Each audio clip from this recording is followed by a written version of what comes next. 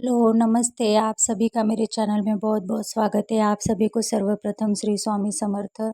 तो 2 अक्टूबर को सर्वपितृ अमावस्या है और सर्वपितृ अमावस्या के दिन हमें कुछ उपाय करने हैं जो कि हमने 15 दिन पितृ पक्ष में नहीं किए हैं या किसी कारणवश हम तिथि के टाइम पर पितृ तर्पण नहीं कर सके या हमारे पितरों को भोजन नहीं करा सके, तो हम सर्वपितृ अमावस्या पर यह सारे उपाय कर सकते हैं। हमें यह उपाय सर्वपितृ अमावस्या पर अगर आपने तिथि पर पूजन किया भी है, तर्पण किया भी है और तिथि पर पितरों को खाना खिलाया भी है, फिर भी आपको सर्वपितृ अमावस्या पर यह कार्य करने हैं।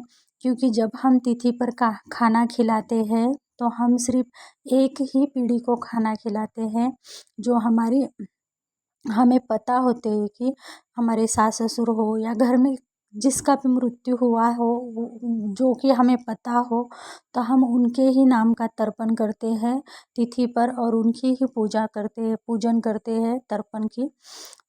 तो हमें जो पितृदोष लगता है ना, ये 7 पीढ़ियों का या 3 पीढ़ियों का पितृदोष लगता है। तो हमें पता नहीं होता कि हमारे 7 पीढ़ियों में हमारे पूर्वज कितने थे या 3 पीढ़ियों में हमारे पूर्वज कितने थे।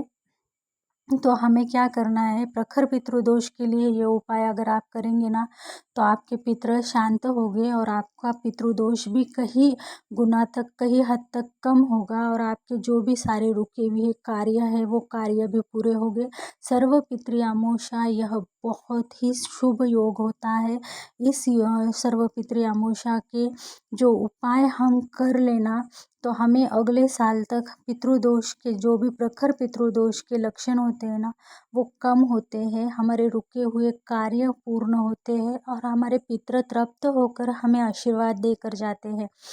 तो हमें क्या करना है ना, अगर आपने तिथि पर तर्पण या पूजन नहीं किया है तो सर्वपितृ अमावस्या के दिन आपको पूरा खाना बनाना है जो कि हम तिथि पर खाना बनाते हैं, जो सब्जियां बनाते हैं, खीर बनाते हैं, पूरी बनाते हैं, भजे बनाते हैं, उसमें हमें जो उड़द की दाल के वड़े हैं और वो चमकुरे के वड़े हैं, ये दोनों भी हमें बनाने होते हैं। तो ये सारी पूरी एक थाली जो भी पितरों के लिए हम खाना बनाते हैं पितृतिथि के दिन, वह पूरा खाना बनाना है और वो पूरा थाली में निकाल कर उस थाली को हल्दी कुमकुम लगाकर पानी फिराकर हमें वो थाली गौ माता को खिलानी है।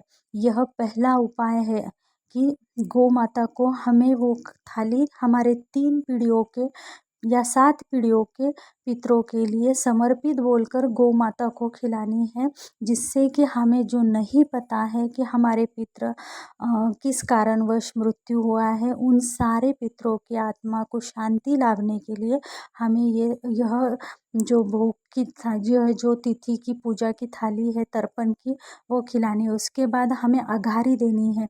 अब अघारी देना मतलब क्या, हमें गौरी का कंडा लेना है और गौरी के कंडे को जला लेना है। उसको जलाने गौरी के कंडे को जलाने के बाद हमें वह घर के बाहर चौखट के बाहर रखना है, क्योंकि हमारे पितृ कभी भी चौखट के अंदर नहीं आते, वो चौखट के बाहर ही बैठे हुए रहते हैं।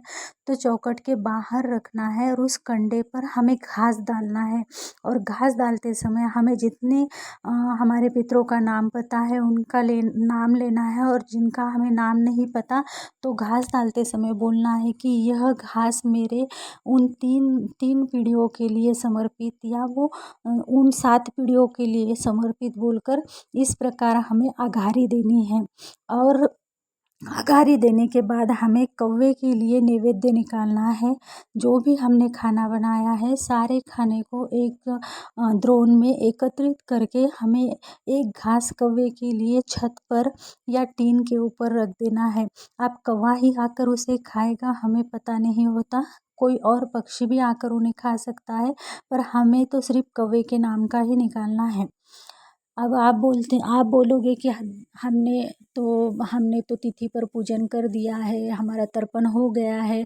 तो आप अगर चाहें तो अमावस्या तिथि पर पूरा खाना नहीं बनाना चाहते, तो सिर्फ चावल की खीर भी बनाकर तर्पण कर सकते हैं, चावल की खीर भी बनाकर दान कर सकते हैं और चावल की खीर का भी आप कौवे के लिए नैवेद्य निकाल सकते हैं। अगर आपको खीर नहीं बनानी तो आप सिर्फ चावल बिना बिना नमक के चावल पकाकर भी उसमें दही डालकर वह भी घास कौवे और गाय को दे सकते हैं और आघारी दे सकते हैं। अब मैं आपको बताऊंगी कि हमें अमावस्या तिथि पर और कौन कौन सी चीज़ें करनी है। तो हमें अमावस्या तिथि के ऊपर ना हमें दान करना है। अमावस्या के दिन ना सर्वपितृ अमावस्या के दिन दान का बहुत महत्व होता है। तो हमें दान क्या करना है, तो हमें निर्धन और गरीब व्यक्तियों को सात्विक भोजन का दान करना है। भोजन का दान सर्वश्रेष्ठ दान माना जाता है। हमें अन्नदान करना है। अन्नदान अगर आप नहीं कर सकते तो आप और भी दान कर सकते हैं, जैसे कि आप अपने पितरों के लिए चप्पल दान कर सकते हैं। आपके पितृ जैसे कपड़े पहनते थे आप उनको वैसे कपड़े दान कर सकते हैं। आप सर्वपितृ अमावस्या पर छाता भी दान कर सकते हैं, कंबल भी दान कर सकते हैं, चप्पल भी दान कर सकते हैं, लेकिन चप्पल, छाता, कंबल ये सारी नई चीज़ें होनी चाहिए। और आपके पितृ जैसे कपड़े पहनते थे आप वैसे कपड़े भी उन्हें दान कर सकते हैं।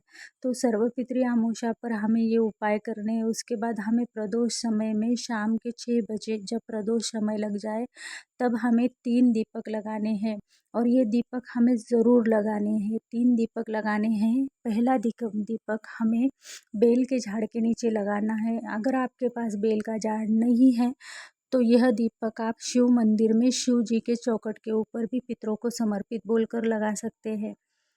दूसरा दिया हमें पीपल के पेड़ के नीचे लगाना है।